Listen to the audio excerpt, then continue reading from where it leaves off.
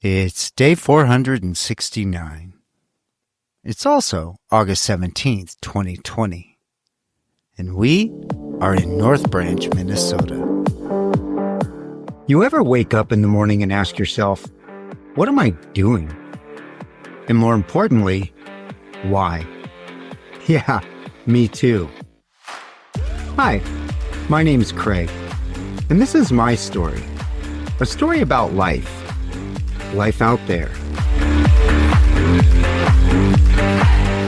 For visuals while listening, search Life Out There on your favorite social media platform or use the links in the podcast description.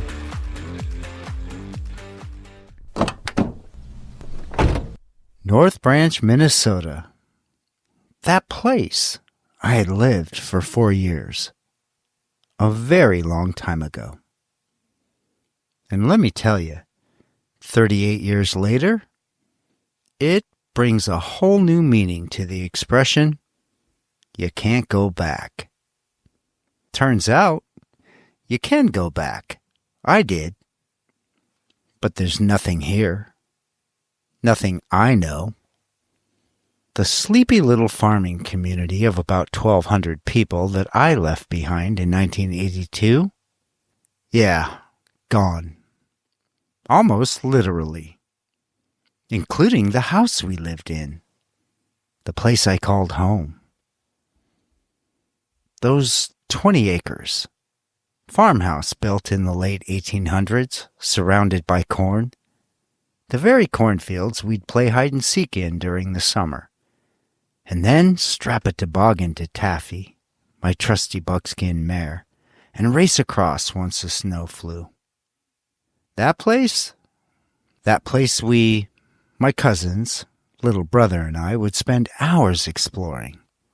The attic, on the roof, the basement of that 80-year-old farmhouse. Spend all summer running around barefoot. But when winter came, couldn't seem to find enough clothes to bundle up in. Yeah, that place, it's gone. Today, it's part of the growing suburban sprawl called Minneapolis. Over 10,000 people live here now. There are subdivisions, strip malls, a golf course, a trendy bistros that serve more than just a meal. They serve a glimpse into how fast a community can transform. I spent hours driving around, hoping to find something familiar, some piece of the past to latch on to. But the landscape had changed. The fields that once stretched for miles are now filled with rows of homes, neatly manicured lawns, and commercial businesses. There are glimpses here and there, like the Peterson Mill, once the center of everything. The biggest and busiest of everything in town. Unless you count the brand new high school or holiday mart out near the freeway. Today, those are still there, but nearly unrecognizable. As I sat on the park bench in the newly constructed park just beside that Peterson Mill, and across the street from that bistro where I bought my sandwich, and while wandering around, I stopped in front of a construction site. There was a guy working on his new shop. He told me that he was born in 1987, had lived in North Branch his whole life, and yet he knew nothing of a 20-acre farm at the end of a dirt road just 2 miles outside town. But with his help, and the landmarks I could still squeeze from a 38-year-old memory, we found the general area where our farm once stood. And as I stood there, watching contractors build what would become a senior living facility adjacent to a massive Coke bottling plant and across from a new Chisago County Health Services building, it all hit me. These places, the memories, the moments that once defined my world, Now, just part of a much larger, much faster moving story. But I kept going back, in my mind, to the summer afternoons that Taffy and I would saddle up, trot that quarter-mile dirt driveway, cross the railroad tracks and the two-lane, and into the sod farms that once dominated the area. And I'd let her go. She loved to run, and I loved to let her. As she carried me across the dirt roads that separated the patches of sod, I'd lean in, hang on for dear life, the wind in my face, her head bobbing just below mine. All the way to that creek, where we'd swim. Taffy loved to swim too. And leaving that construction site of that soon-to-be retirement home, we found a brand new cul-de-sac. So new, all that was there, the paved roads, concrete sidewalks and curbs, and the power poles. It looked like another 20 or so homes would be here in no time. And we parked for some lunch and some more memories. The rush of using the old hayloft pulleys in the hay barn to catapult ourselves from the top of the 10-high stack of hay bales at the back of the barn to the loft floor at the front. Had to get some fun out of the hay I had a personal hand in loading just a few weeks before, in preparation for winter. But it was still summer, so why not bust open the double doors on the hay barn, pile some hay on the ground some 10 feet below, and then race from the back of the loft and launch our 15-year-old selves out of those barn doors in a desperate attempt to win and land farthest away from the barn. And the grain silo. Oh, the grain silo. Adjacent that hay barn, where friends and I would race to see who could squeeze through one of the latch doors at the bottom, then climb the inside wall ladders to the top, the fastest. And the corn cribs, scattered here and there, another piece of a more distant past. Seems, according to Grandpa, that these 4x8 pitched roof structures, skinnier at the bottom than they were at the top, were used to store corn husks back in the day. Let them dry out before harvest. They sat empty when we got there, but were soon converted. Personal fort sort of thing. Likely never would have even considered such a thing, had I known what I learned on that brisk November morning, when Grandpa decided he wanted to move one over to the side of the garage. We put some wood slides in front of it, hooked a chain to the Alice Chalmers tractor and gave it a pull, yanked it up out of the dirt it had sat in for decades. And then, well, it was crazy. The ground underneath it moved. Rats. I had never seen so many rats. Grandpa laughed from the safety of his tractor seat. I, on the other hand, I think I might have screamed like a little girl as I made the 3-foot leap from the moving ground beneath the corn crib to the tractor just behind Grandpa. But our 2 trusty companion puppies, Brandy and Toots, they didn't run from the moving ground. They ran towards it. I'd never seen anything like it. That part of our California-raised pups, excited, having fun, and rats flying through the air in every direction as the moving ground quickly disappeared out into the 20 acres of cornfield. I never did like rats. I liked them even less now. And less yet when we had to deal with the rat infestation in our house the following year. Whole different memory, I guess. But when you wake up in the middle of the night, hearing things move inside the walls of your bedroom, it's a memory you hold on to. Summer memories. But then winter came. And let's just say that winter in Minnesota and winter in California, where this kid was from, not the same. Hard lessons to be learned. And probably why our very first winter here is when I adopted that term, frozen wasteland. It just almost didn't seem real to me.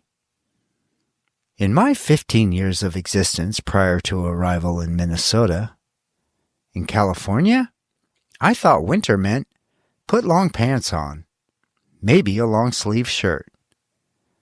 I owned one jacket, and it was a windbreaker. Barely got used. But here, winter meant business. And I likely never could have been convinced, until I experienced it myself, that if you're running late at 6 a.m. on a school day, so you pull your favorite bib overalls out of the dryer a few minutes early, they're just a little damp, so what? Gotta hit the bus stop a quarter mile up the drive on time. You know your clothes will actually freeze in motion? They will literally stop cooperating with you. Like stop bending at the knees before you even get to the bus stop. And nor would I have understood the sheer misery of the rest of that day. In damp clothes. They may have thawed out, but they never really dried out. Or what about climbing into the pump house in that cistern so you could check out how far down the frost line had gone? I was just too fascinated to learn that the actual earth was freezing. The actual dirt below us was freezing inch by inch on a daily basis. To even consider being suspicious when my cousin dared me to touch my tongue to the metal pole in the center of the cistern. Yeah, how badly did that end? It's strange, standing in a place that once felt so familiar, only to realize it's no longer yours. It's not even there. The past is a ghost. But it's also a guide to understanding how places change, the physical and the personal. So I wanted to rewind, a little more even, and learn about how North Branch happened, way before I got here in 1977. Look back at its roots. North Branch was named for the nearby branch of the St. Croix River. It first appeared on a map in the mid-1800s. The town grew around agriculture, crops, dairy, and livestock were the foundation of its economy. But North Branch wasn't just built on farms. It was a product of the railway as well. By the 1880s, the railroad had arrived, connecting North Branch to more people and more opportunity. And it wasn't long before North Branch started seeing the type of growth that most small towns dream of. And by the early 1900s, North Branch had become a busy stop, a town of commerce and trade, built on the strength of its agricultural industry and the convenience of the rail lines. But by the 1970s, things had begun to shift. Agriculture was no longer the primary driver of the economy. Folks started moving away from the area, which it seems is about the time we got here. And apparently that shift, or trend, continued for only a few short years after we left. As I stood there in that newly developed area, the memory of our farm was still there, even if the farm itself wasn't. All those acres of corn, replaced by suburban streets and storefronts. North Branch, like many towns across Minnesota, had shifted from a rural outpost to a commuter town. The 1990s saw more residential development and a larger population. And by the early 2000s, North Branch began to be seen less as a farming community and more as a suburb of Minneapolis, where people could work and shop, but enjoy a quieter, more affordable lifestyle just 45 miles to the north. And today, North Branch is home to over 10,000 residents. It's a town that's not just surviving, it's thriving. The proximity to the Twin Cities has also shaped it into a place where people from Minneapolis and St. Paul, well, they now come here to escape the hustle without losing their access to cultural and economic opportunities that the big cities offer. But history, as we know, is rarely linear. And while North Branch's rise in population is a sign of its success, it's not without struggles. As it grows, so does the challenge of maintaining the small-town identity that made it so charming when I left. How do you keep the heart of a town intact when the landscape changes, when the buildings rise, and the cornfields fall? Still standing there, near where our farm once stood, the feeling was, I don't know, bittersweet, maybe? But it was also awakening. I realized that we had been in so many places, from Gilberton, Washington, to Union and Rufus, Oregon, to Gwinn, Alabama, Jensen, and Daniel, Wyoming. And I'd wondered the very same thing in each of those places. What happened here, and why? And the difference here was that I actually stood here. I lived here, in North Branch, Minnesota, 38 years ago. I saw what it was then. I don't have to wonder what happened. I see what it is now. I also realized something else pretty important. Places change, and people change, but the memories they leave behind, those stay. For anyone that cares to be curious. And whether North Branch is a small town, a growing suburb, or something else entirely, it's still the place where I learned what winter is. How to be a 15-year-old kid on a farm.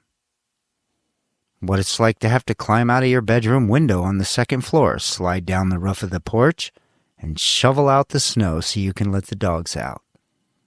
And then go thaw out the pipe in the hay barn so the horses can have breakfast.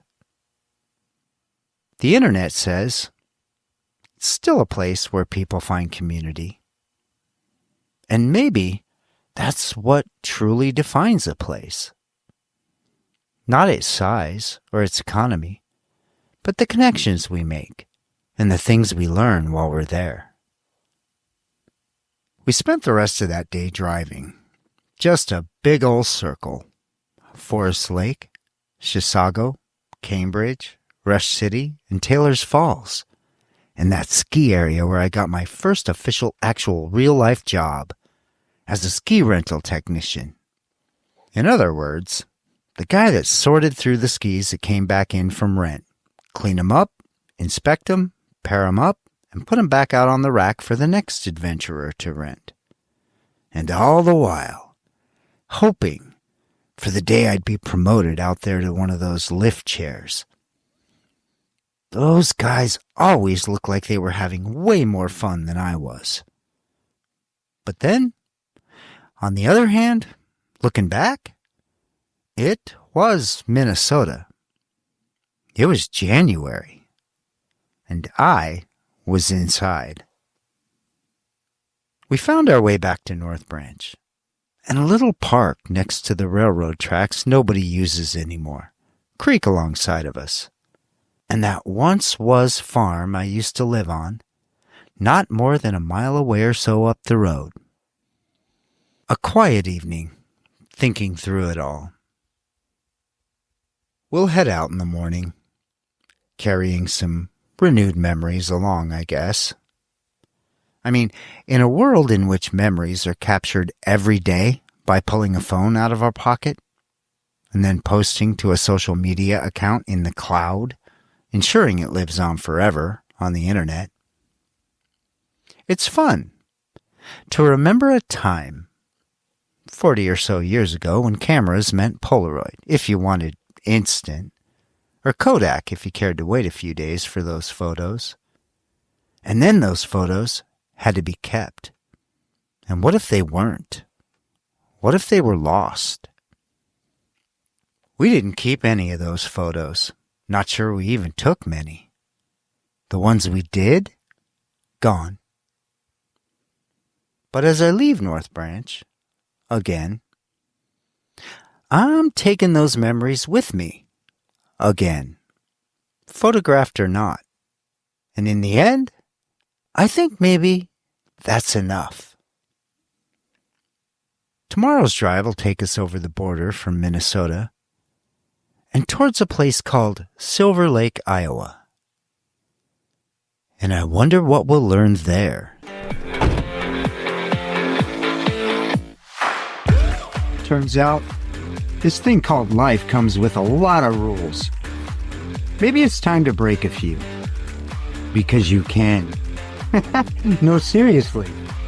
You can.